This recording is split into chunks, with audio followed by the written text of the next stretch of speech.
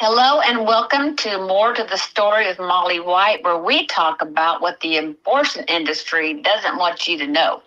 And so I am so happy that y'all joined us again today, and I look forward to our conversation with my co-host Mary Browning. But before we get started, I want to just give a shout out to our podcast sponsor, Dr. Stephen Hotze, with the Hotze Health and Wellness Center out of Katy, Texas. And I tell you, if you want to stay healthy, I would get in touch with Dr. Hotze and his at the Hotze Health and Wellness Center, because they give you catered and personal care, and they'll run all kinds of lab work and everything, and determine what you're lacking, and help you and your body have everything it needs to stay healthy. And I guess I'm not a medical doctor, so I'm not going to go into any kind of detail like that, but if you want to stay healthy, then I would contact Hotze Health and Wellness Center for your health and well-being. Now, and we appreciate his support. And hey, we invite you to be a co-sponsor, or to be a sponsor, or to be a donor to the podcast, because it helps us keep this podcast on the air, which we feel is very important, don't we, Mary?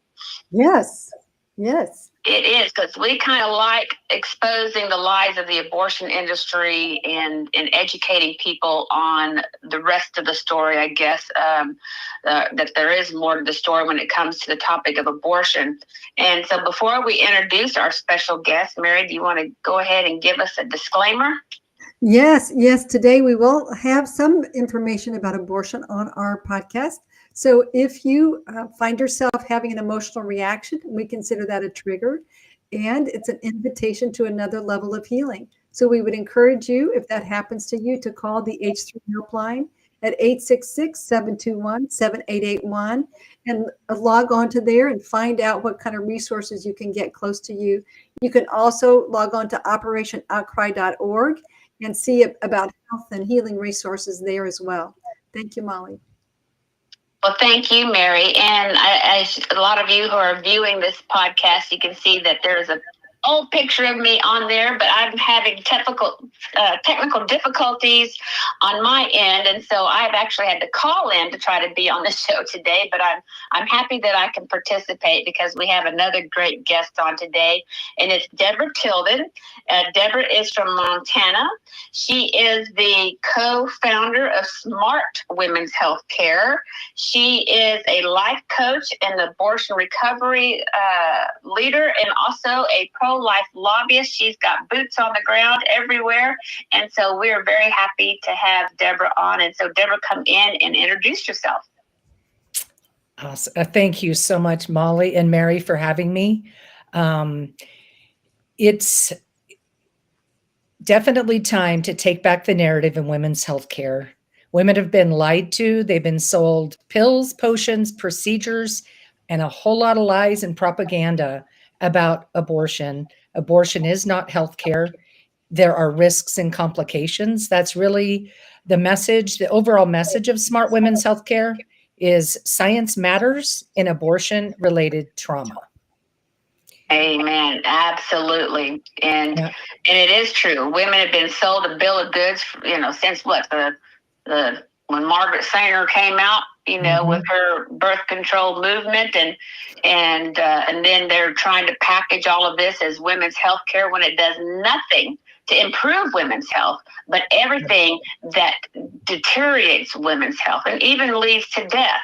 And there's so much that women don't realize. So let's talk about that a little bit, Deborah, and your women's health care, work. What are some of the risks, I guess? Well, one of the things that just came out, a brand new study today, is a peer-reviewed study regarding, a lot of us have heard, chemical abortions are being performed at about 70% rate of all abortions. That's how women are choosing. Doctors are not in the loop whatsoever, but women are being sold that the abortion drugs are safer. This is so shocking. Safer than Tylenol. So what just actually came out today is a peer-reviewed study that debunks these lies that the abortion pills are, because if that were the case, you would have 1 in 10 women admitting to the ER with severe adverse effects from taking Tylenol. Right. And we all know that Tylenol would be off the market if that were the case. Mhm. So this is so tragic, because I know the work that, Mary, you shared, the helpline, the way women are being, really, to me, I feel the years of hearing these women's stories who have chosen chemical abortions because they're sold as, oh, it's just like having a heavy period. Mhm. Again, it's just like taking Tylenol. It's no big deal. And these women are giving birth. They're ending the life of their own child. They're giving birth to their children in their home, in their dorm rooms, in hotel rooms, without any support, any help. Nearly 10% of those women, 1 in 10 women, is admitting. There's a brand new study out, actually a data analysis of over 875,000 women within the first 45 days of taking the chemical abortion pills end up in the emergency room with severe adverse reactions. Some of them with sepsis, severe hemorrhaging. Some of these women die, and they are not given any full disclosure, informed consent. That is one of the things that at SMART we're working on, getting laws from the federal to the state level, full disclosure, informed consent, because Yes. many of us are dealing with here in Montana, the constitutional amendment for our state. Missouri is dealing with it, Kansas, these other states, Ohio. If it's going to be legal in those states, and women, I know for Montana, there's no full disclosure, informed consent, and these are abortions all the way up to birth. Mhm. And that's going to make Montana, a lot of people, when they voted for this, had no idea that Montana would become an abortion destination state. Mhm. Wow. Because Yeah. so that's just one factor. For me, a lot of mine own personal, I never would I have thought when I had my abortion that I would be doing what I am doing today, but I cannot be silent. I suffered in silence for 23 years Mhm. Yes. before I finally went into any kind of a healing program, Beauty for Ashes. It was a weekend retreat model. During that time, it's funny, you guys brought up, Mary, you brought up Operation Outcry. I was connected with Operation Outcry Silent No More when it was together back in 2001. Wow. So Yes. my sharing my testimony, beginning my healing journey goes that far back. And it's really been something I can't, there's been times it's tough. You guys all know how tough this is. There's been times where I've had my Nineveh moments, my of running away from it, because it's hard to be out there and be public with your own story and the things that Yes. you've done, and Mhm. the guilt, but we must not be silent. We have to be out telling the truth. But Mhm. one of the things that actually put me full on into this work, I met Dr. Angela Lanfranchi at a Yes. lecture, and she had presented the Complications book, which is a compilation of more than 600 worldwide studies of the physical and psychological harm of abortion on women. She specifically was teaching on the breast cancer risk. And Yes. it was absolute total news. This was back in about 2013. And I had already been sharing my testimony and going to the Oregon legislature. That's where I'm born and raised. That's actually where I had my abortion. But I started with a little brochure, my testimony on the Complications book, meeting with legislators and talking to them about it. And that just has been a springboard of, as I dug more into the Complications book and meeting the researchers, talking more about it, talking to women who have been affected. Most of my complications were the mental, emotional, psychological. We are intertwined with our children in the womb. Mhm. We are Yes. Amen. neurobiologically, and for those people to be claiming that this is women's health care, Yeah. And they care less about women. Let me interject to that about that. They claim it's women's health care and it's for women, but they could care less about women, their health, and the outcome of the abortion, procedures and these kind of things. They really could care less, because if they truly cared, we're talking about the pro-abortion feminists, then they would stop the FDA distribution of the RU-486 or the mifepristone, the abortion drugs. They stopped abortion because it was hurting women. It's hurting their health care, their mental well-being, their spiritual well-being, their physical well-being. So this all care about women and women's health. That's a lie. So go ahead. I just had to jump. And when you go really and look back at what Margaret Sanger was about eugenics, when you look at today's movement, it's so much about, well, Planned Parenthood is, obviously is one of the number one providers of the transgender surgeries as well. They're so intertwined with depopulation, the depopulation movement.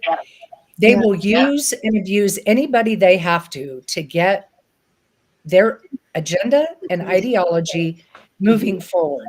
And so we're on the front lines, and it's really getting out there and having the conversations, not only in the marketplace, but with public policy leaders, with our president, with whenever we can get with RFK, getting into some of with HHS, because with the FDA, we're asking that these REMS be reinstated on these chemical abortion pills. Women are receiving some of the worst care in the world when you really look at it.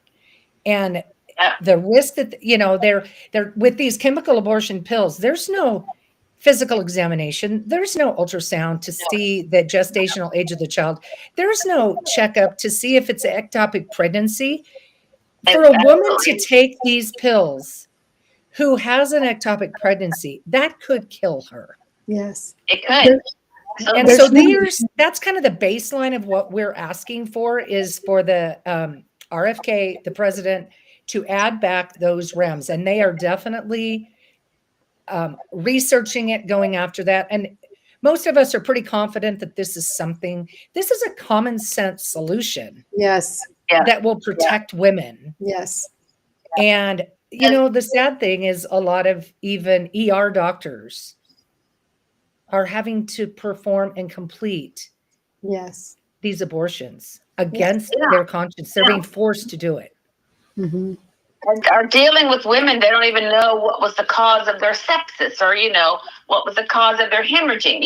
So they're having to treat these patients because the abortion industry refuses to do so. But I was going to interject that, and I forgot my train of thought, but it was,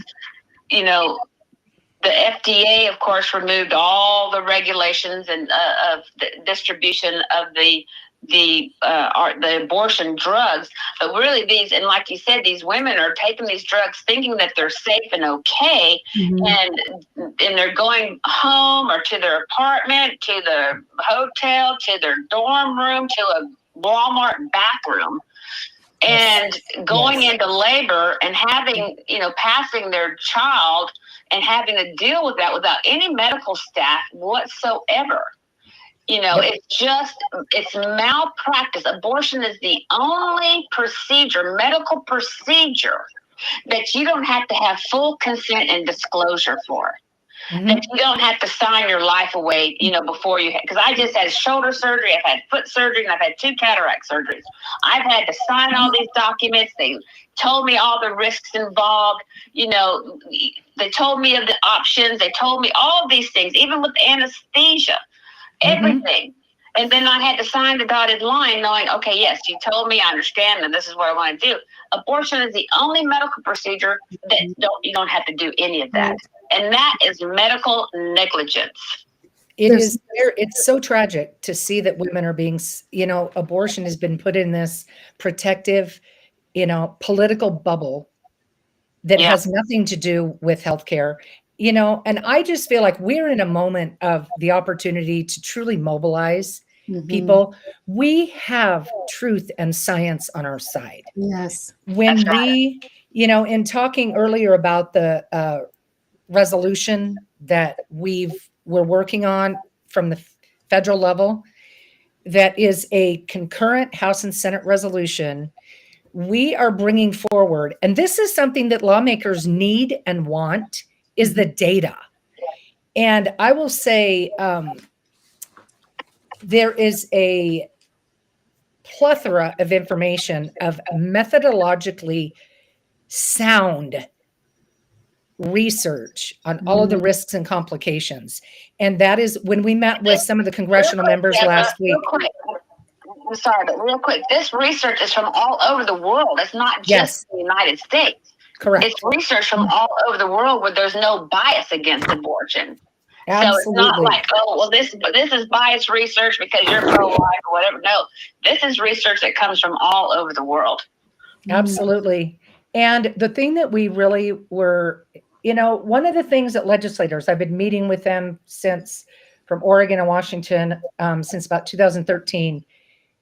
I feel like we are in the moment where we have so much good peer-reviewed, even from people who say they're pro-choice, where they are seeing and analyzing the worldwide data and realizing, and they're putting their names on some of this research because they agree with us that this is not about women's health care.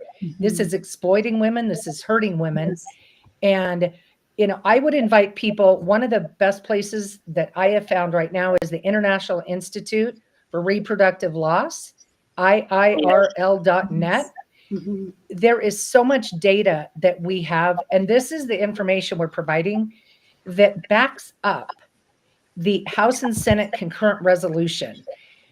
We started it back in 2019, but obviously it wasn't the time.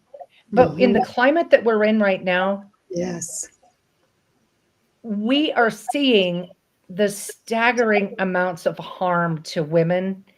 And, you guys probably experience when you go out and speak, how many people come up to you. You have a line of people sharing either their own personal experience or a family member or a friend or somebody, a grandmother who took their daughter for an abortion and they never realized at the moment that they were actually ending the life of their grandchild. And we have those conversations with people that it's so heartbreaking when you experience those women who have walked that road where the only children they've ever carried, their lives were ended. Yes. Yeah. And grandparents. And it is so heartbreaking. And, and that links to some of the psychological impact. We're not created for that. We're not created to end the life of our children in our womb. We carry the DNA of every child, whether it's full term abortion or miscarriage, the DNA of that child stays with us. Yes. That's just the way we're designed. We're designed to nurture and bring forth life. And one thing that's encouraging too is to see more men, kind, caring, compassionate men coming forward. And some of those are men who have been hurt by abortion themselves. They forced their wife or their girlfriend, or some of those men, they didn't even know their wife or their girlfriend was pregnant until after they had the abortion. Right. And so you look at the devastation in relationships that it creates as well. Abortion is a relationship decision. You're choosing to not have a relationship. And then it fractures the relationship between the man and the woman. Divorce rates among those who have experienced an abortion. My husband and I are a miracle. We're a rare breed out there of post-abortion. We've been married 44 plus years. There was a moment where we were hanging on by a thread, and it has been an incredible journey that I would not wish on anybody else, because we made the decision together to end the life of our first child. Mhm. How it's like we look back now and we've unpacked this journey, Mhm. and to have these conversations, it's heartbreaking. Mm. Heartbreaking Mm. Right. to think that's a Amen. decision. It's one of the very first decisions we made as a young engaged couple. We weren't married yet. I would have been 7 months pregnant at our wedding. And Mm. that was the basis behind us making that decision, because we couldn't be exposed our family. I was a good church girl, and Right. Hmm. Yeah. I'm right there with you, Deb. I'm right there with you. And Sorry. it goes beyond that too, Deborah. Of course, it's the greatest relationship destroyer between mother and child, father and child, mother and father of the child. yes. Plus, it affects all the extended family, and it affects the surviving children or the future children, and all Yes. the children born in a society where it's legal. I mean, the impact of abortion, no one's untouched by it. Everyone's touched and impacted by it. And it's mostly in a negative way, unless, of course, they find forgiveness through Jesus Christ and healing and restoration through abortion recovery. And then that's Absolutely. a whole new world. It's the redemption, the beauty of that. But it's still, a area that is not. It is having an impact. Don't get me wrong. A lot of women are going through abortion recovery, but there's a whole entire world that. Well, and with that, I often will say, for women and man families who go through the abortion healing and recovery programs, you no longer have an open wound, but you still have a scar. Just like Jesus on the cross, he still carried, the scars are still there. It's a reminder, but it's not an open wound. And that's why, we try to be very, very sensitive to those who haven't gone through healing. There's so many awesome programs. I've actually been through multiple programs, because when you go 23 years and you never talked about that day, and it's affecting you. I mean, I had met Sheila Harper at a women's conference when her very first women's conference with Save One. I didn't need it. I was fine. And there were many other divine appointments God put in my life over the course of those 23 years. And I was fine until I finally could not live the way I was living anymore. There was so many things happening inside of me. And I went to a Beauty for Ashes retreat. I went through Forgiven and Set Free. I've been through several. Support after abortion. There's so many good ones out there. But I just encourage, don't sit in silence one more day. Reach out to those of us who have, it's a safe place.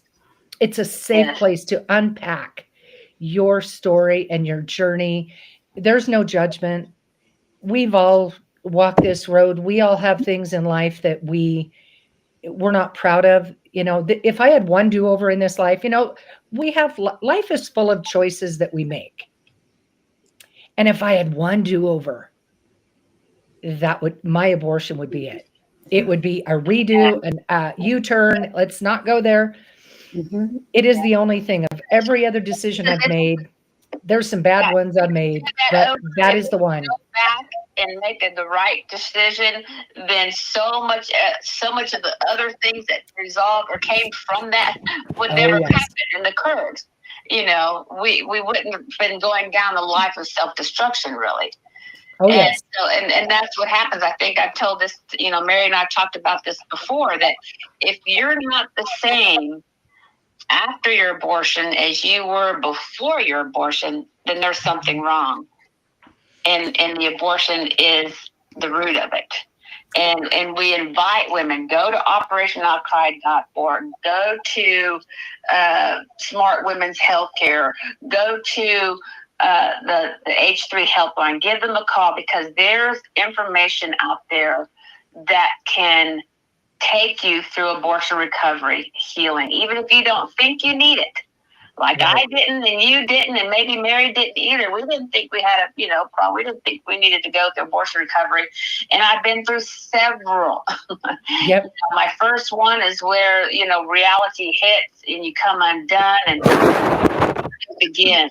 The healing begins, and it is a journey to heal from. But the abortion recovery programs are just written by those who've been there, done that. And they take you to the throne room and the grace and start helping you unpack years of pain and regret and sorrow so that you can start to heal. Absolutely. And it's like, it's a journey back to wholeness. Yes. Because abortion fractures you. Yes. And when you do have the many years of secondary, impact of the abortion, of how it affects your marriage, and it really is a journey back to wholeness. And really, it is the Lord. God is the only one. There's programs out there, but truly through the transformational forgiveness and grace of God, that it's supernatural. It really is. Words can't it's the quantum physics subatomic level of God's universe that heals us in so many different capacities. We're spirit, soul, and body, and everything that we do to any one of those parts of our being is going to affect the other.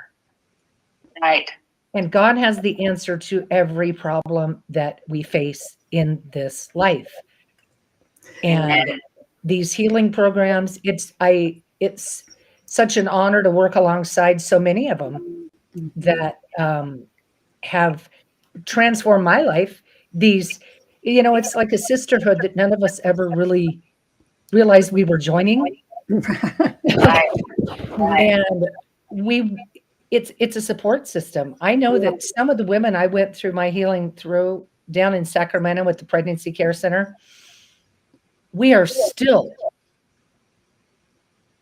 dear friends. That was back in 2002. Wow. 2003. And Deb, I want to mention something because you talk about smart women's healthcare and scientifically based. And one of the things that's really occurring to me is you're talking about the importance of us speaking out, that I do feel like that there's been a racket run on women about abortion, where we've been sold a bill of goods that it's something good and it's a right that we have, and we should embrace that. And I just want to mention that because even just yesterday, I was in a conversation, and this woman is a kind of a national leader in this area, but she said she'd taken a woman to a health facility, to a hospital, to the ER, who'd taken the chemical abortion pill and was hemorrhaging. And she told the nurse, I've taken the abortion pill. And she said, you don't have to say that. Just say you're having a miscarriage. We don't. And so I'm thinking of all the misinformation and the scientifically based, all these miscarriages that are really induced by the abortion pill. And so I think it's important, as we talk about the need to speak out, and certainly the need to get healing, but also the fact that I think we should look in the mirror and recognize that there's been a racket run on women. Well, and this is a good thing. Well, this is one of the reasons why we're asking for reporting, because when they're not reporting in the ER that the woman has taken the chemical abortion pills, the way that they got the data from the 875,727 women that they did a 6-year span, 2016 to 2023. It was insurance records. Yes. Yeah, 2017 to 2023. Yes. Insurance records from Medicaid, Medicare, TRICARE, and the other VA program.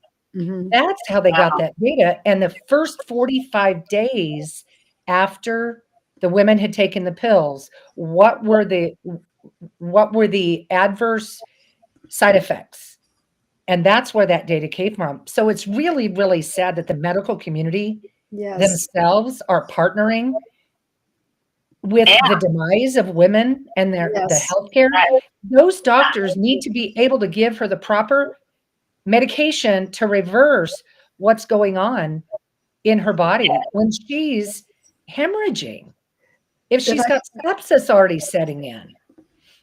And she Yeah. needs to be encouraged to tell the truth about what's going on with her body. Exactly. So that the data is not, so that she gets health care that's reflective of her situation, and that the data is reflective of the truth.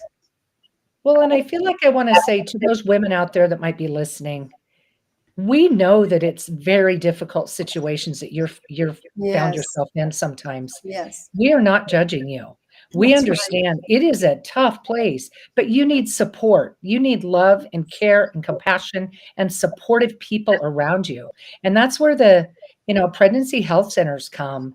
Many of them are medical. They offer far more services than Planned Parenthood offers. And it's true, holistic, science-driven healthcare that helps Right. them thrive and help them look at the options that they have, give them life coaching. I mean, there's so many services. Yes. They weren't, Yes. pregnancy care centers didn't exist when I was seeking Same here. Mhm. in that space back in 1980. They didn't exist. Yeah. And we are so blessed with having so many, Stanton Healthcare, Guiding Star Project, just all of the different community care centers. It's such a blessing. And there's far more of them than there are these Planned Parenthood clinics that are just, they're creating a culture of death. It's a culture of Yes. death that operates within those four walls. Yes. Right. And then, Absolutely. and then distributing the chemical abortion pills without any medical exam. I just can't even, it's kind of, It's really violence against pregnant women. It's violence against pregnant women at a full scale, and no one's doing anything about it. We are, and we're trying to educate and fight and work, lobbying and educating legislators and lawmakers. But it's ultimate violence against pregnant women. Abortion and the abortion drug, because they care less what happens to them, and they would just want to cover up. Don't give you the information you need. Don't give you the support or the medical attention you need. And it's violence against pregnant women. And that's something we need to work on an international level as well to end that. And that's, violence isn't just physical abuse by a perpetrator or sexual abuse. It's also abortion. And so that's something that we all need to partner with and end, because it's a travesty. And women and children are paying the price. And of course, men are hurting and families are hurting. And that's what it's all about. The abortion industry is all about destroying the nuclear family by destroying life, destroying relationships, and destroying our gender identity. That's the way you keep people reproducing. You pretty much nailed it on the head there.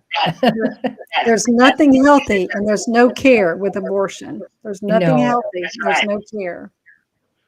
And we care about you. And like you said, Deborah, women who are part of Operation Outcry, women who go through abortion recovery together, we create such a bond because we have a shared traumatic experience that's left us with regret and guilt and shame. And then going through that healing process and being transformed into something beautiful and whole and healthy and happy. And then we take our silence that we sat in for so long and we can't help but speak out because we care about women. We care about girls. We don't want you to join our club. We want you to make the right decision to have your child.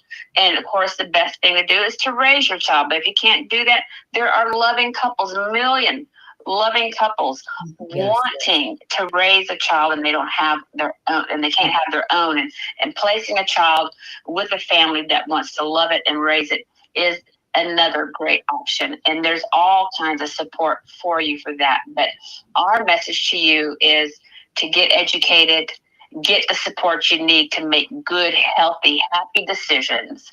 And we're here for that. Deborah's here for that. Mary's here for that. And so many other groups out there, all the pro-life pregnancy centers. They care about you and they want to help you. And so we're going to have to end on that a little bit over time. But thank you, Deborah. Thank you for coming on and sharing with us. Wonderful working with you ladies.